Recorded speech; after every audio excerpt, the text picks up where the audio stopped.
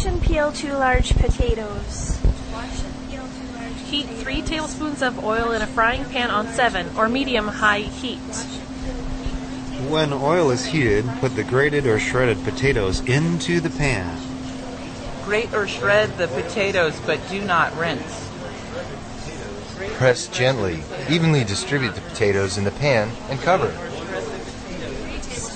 Flip the potatoes, being careful not to break them apart. Flip the potatoes. Remove from heat and enjoy.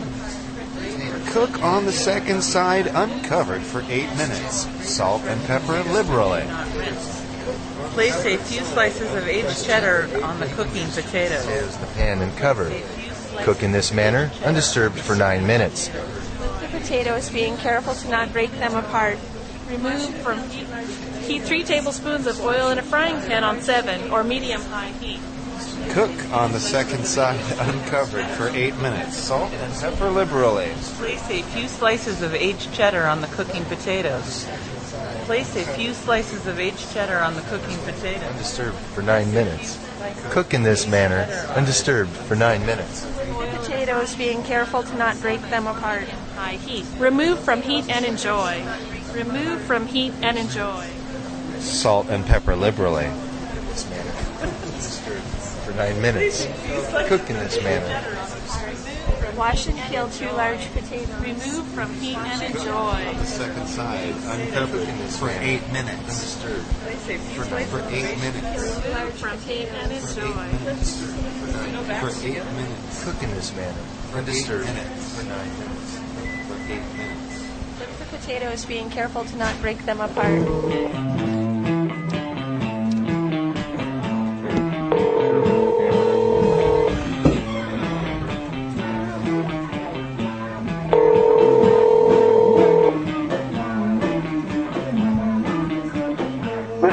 What do you want? What are you doing, shit eater? Taking a cigarette break. A cigarette break? Yeah. There's no time for smoking. There's always time for smoking. No.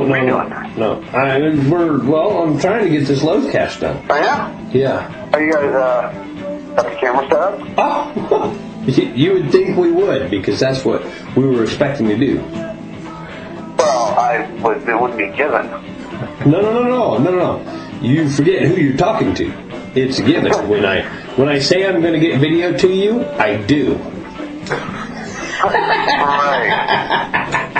Right. No, that's funny shit, dude. This is comedy. Are you writing this down? God, I'm not. You should be. You're keeping it, aren't you? What? Are you recording it? Recording what? I don't know. Are you guys putting it together? The hell is he talking about? Are you stoned? Maybe. You fucker. That's right, I am too. Really stoned. You gotta see this shit. This has nothing to do with me then.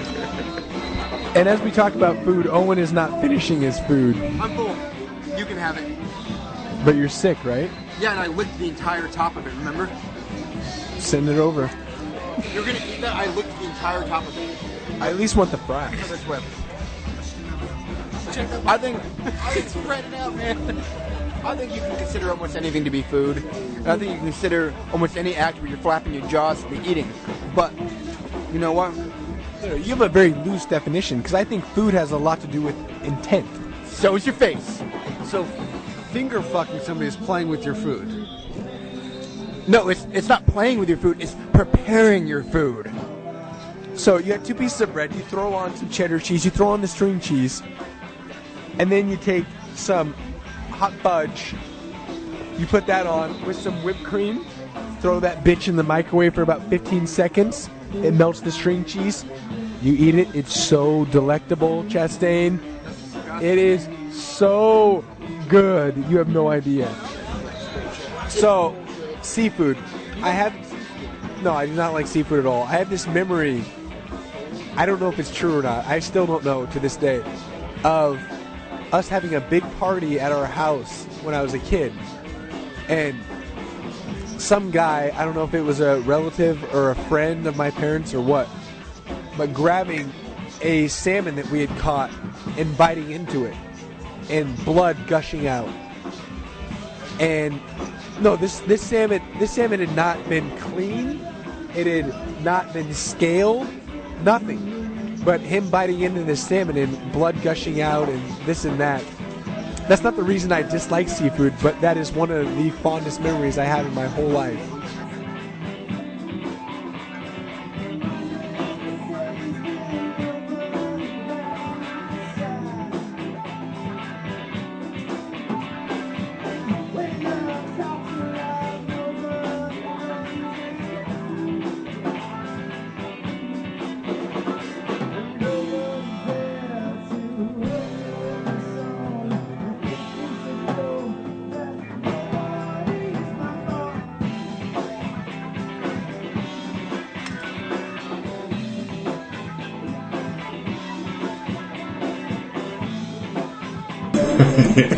Wow. So he bit salmon.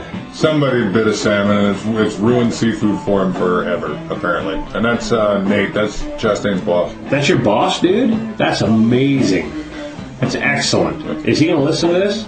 I think he is, isn't he? You think he would? I'm sure he would. I would. Well, yeah, especially if he's on it. That's what tends to happen. Nate, you got to watch Chastain, man. You got to watch him. He's a little slippery. Probably a lot like that salmon. Speaking of salmon, you know, I've eaten some crazy shit. When I was in the Philippines, I ate monkey. How'd that go? It was greasy. Greasy in a good way? No, it was not bear greasy, but it's like, you know how you bite into a cold steak and you feel that fat? Yes, unfortunately. It was that kind of greasy. So, what else have you eaten? I have eaten dolphin in Japan. I ate endangered sea tortoise in Japan, and it was really good. Was it better because it was endangered? Yes. Yes, it was. What else have I eaten? Dog. I ate dog in Puerto Rico. There was a guy who had a cart right outside the only strip club within walking distance of the barracks. Staggering distance. Staggering, crawling. I could walk it on my lips if I had to. How was the dog? It was amazing. It was really good. It was on a stick, and it was rotisserie right on his cart. And he, when I showed up the first time, I asked the guy. I said, "Why's he got all them dogs tied to the cart?" Oh no! And the guy said, "Don't ask." And I said, "Okay." So I didn't ask. And I ordered the meat, and I ate it, and I asked him what it was, and he said it was dog. So, it was dog. I ate dog. What else have you eaten that's worth mentioning? Anything poisonous that you lived through? Psilocybin mushrooms. Excellent. Those are kind of poisonous, too. We're lucky to be alive after doing that. They're not very nutritious. Oh, but they're ever so fun. Yes, no, they are fun. A lot of fun. I don't eat those anymore. I'm actually kind of scared. Because of my age. I'm 26, so...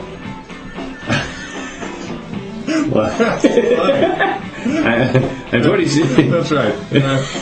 I'm 26 years old, and I'm getting up there in age, and I wouldn't want anything really bad to happen. Plus, I'm afraid of what I would do when I'm on them now. Like, make your hair go gray. Well, not so much my looks. I'm worried like I might do something bad. Climb up the flagpole without your britches? Yes.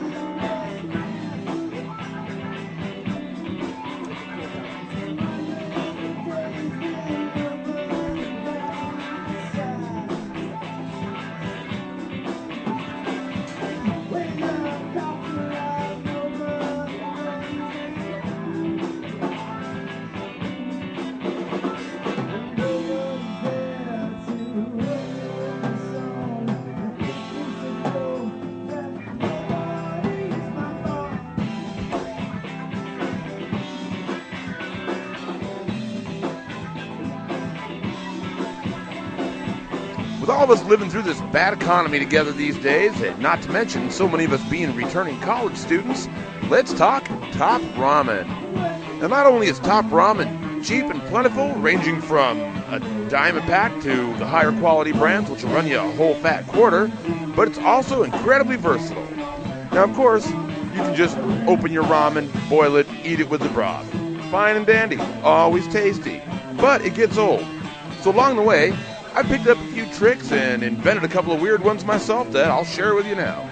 Okay, we've already mentioned just your classic Top Ramen with broth. But if you want to get a little bit fancier, you keep a little bottle of Szechuan oil around, you boil your ramen just halfway done till you can still pick it up without it falling apart, and then you throw it in a sizzling pan full of Szechuan oil, and you sizzle that up until it's just a wee crispy. Man, that is a snack treat to beat all ends. Another easy recipe is to boil up your ramen, exclude about half a cup of the water, you throw in half a can of tuna fish, that'll run you about 50 cents, you throw in some frozen peas, still a 60-cent meal, and you've got yourself a bachelor's tuna casserole. Tasty stuff. Then, of course, there is the egg drop.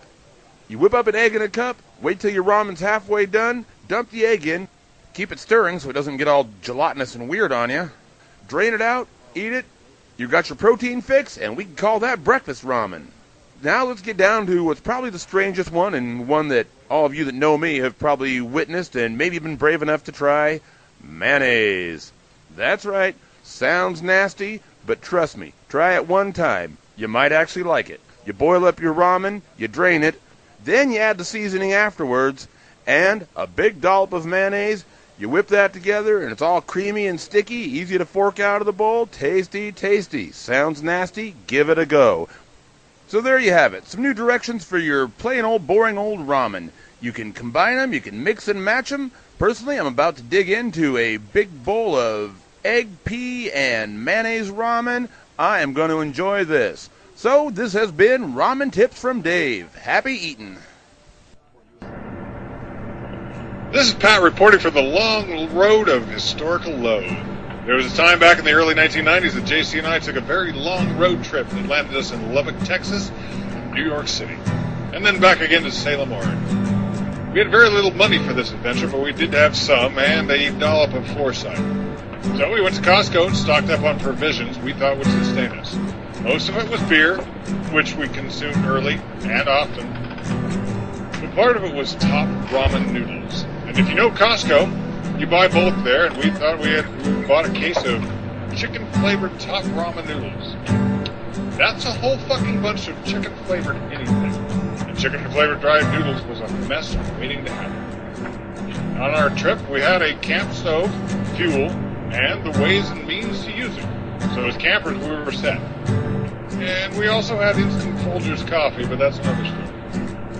Luck gave us several stopping points early in our journey, so we didn't really have to do too much with the Top Ramen early.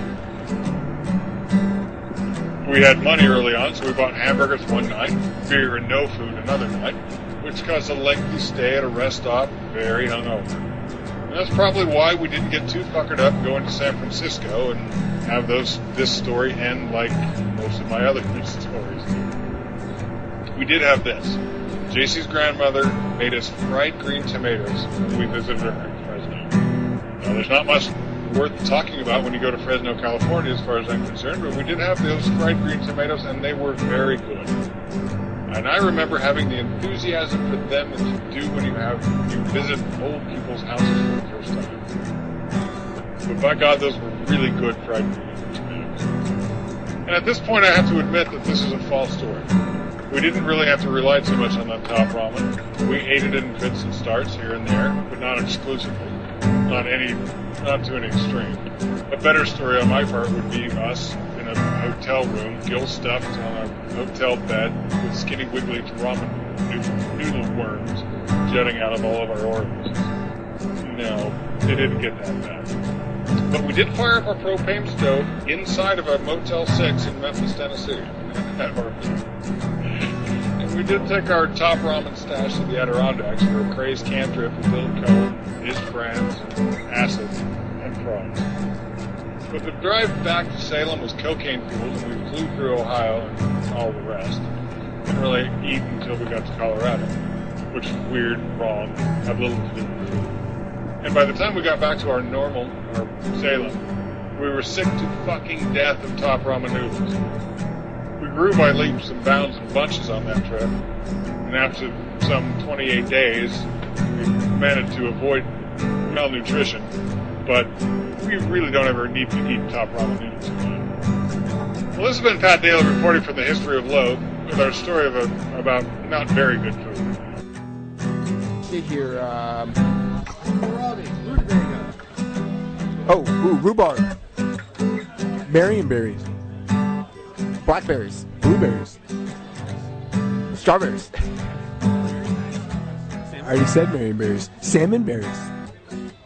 Those little red berries that you can't eat.